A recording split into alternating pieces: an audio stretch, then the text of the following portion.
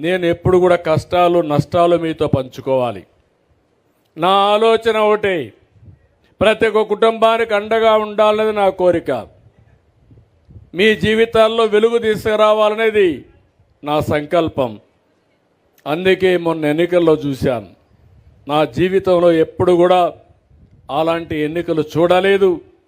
నేను మిత్రుడు పవన్ కళ్యాణ్ గారు బీజేపీ కలిసి పోటీ చేశాం. కలిసి పోటీ చేసి నిలబెట్టిన అందరూ గెలిచారు. 93% గెలిచారు.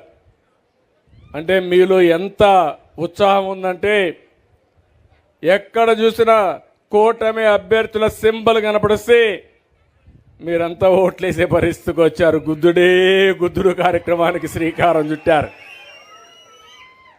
నాకే ఆశ్చర్యం వేసింది. మన నాయకుడు ఎన్టీ రామారావు గారు ఉన్నప్పుడు